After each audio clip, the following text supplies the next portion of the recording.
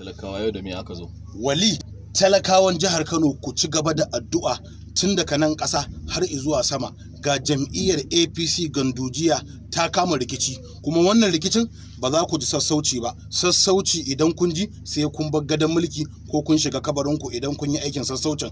Amma abin da kuka yi wa talakawa dama mu mun san cewa sharri dan aike ne. Duk abin da kai sai ya dawo maka. Yau gashi ba a je ko ina ba. Sitiyari ya lalace ya sakwarkwace a hannun mai girma gwamna, amma ba za su gane haka ba sai an sa zaben ƙananan hukumomi. Wali, lokaci idan ya zo za ka ga yace za mu taka rawar banjo a harkar shugabannin ƙananan hukumomi. A baya mun ci zabe da ƙuri'a mafi rinjaye, an haɗa kai da maƙiya Kano da maƙiya demokuraɗiyya, an juya an yi allocation ɗin Kano. To mun dama muka yi addu'a cewa duk mutumin da ya zalunce mu Allah kakka ba su haɗin kai, Allah ka saka mana. Kuma yau ga sakayya tana ta zuwa. Gwamna ya rasa inda gabas take, ya rasa da wama zai aikin. Yau ana wasu su ce ko ku ne kuka rasa inda gabas ɗin take. Shi an ce yana taiwa Kanawa ayyukan alkhairi.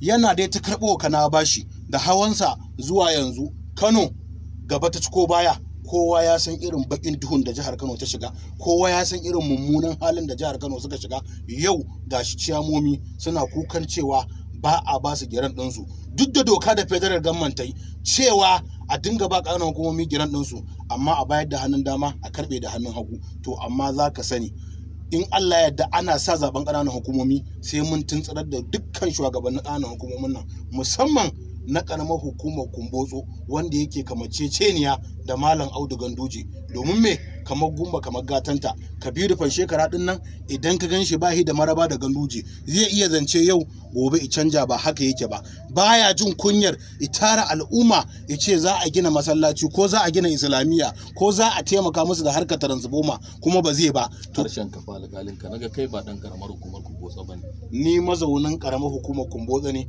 kuma ina da haki a karamar hukumar Kumbotso domin ina da 'ya'ya, ina da gida. Dole duk shugaban karamar hukumar da ya sauka daga layi mu zo mu gyara masa ya hau kan layi. Kabiru Fanshekara ban yi mamaki ba, domin ban sani ba yanzu ko ma ya rabu da mai gidansa shi kansa wanda ya dasa shi Maniru babba na Agundi. Amma da yana tare da mai gidansa ba zai dinga yi wa Kumbotso tukin tsaye tukin ganganci ba.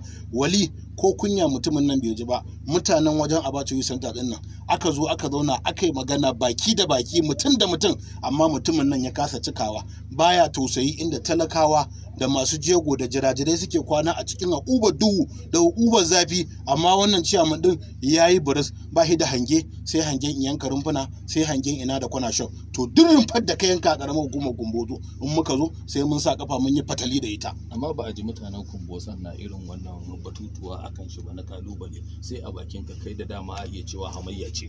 Wali, mu wakilan al'umma ne, babu kuma maganar hamayya, domin mutumin nan bai kai karan tsaikon da za mu yi hamayya a kansa ba.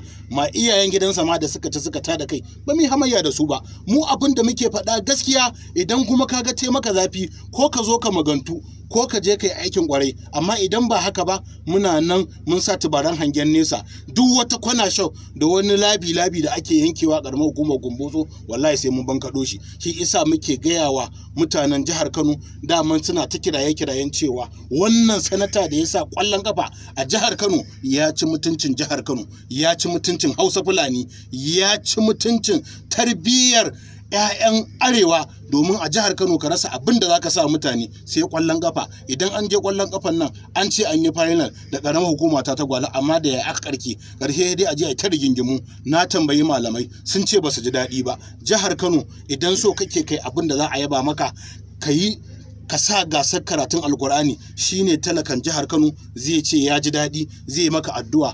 Amma idan ba haka ba, kwalelan kare da hantar kura. Kai da jihar Kano hayata kar ka ɗauka mun yi bacci ko mun zuba maka ido. Muna nan daren dam. Duk abin da ka kawo bai yi muradin da zai taimaki al'umma ba sai mun fatali da tsarin.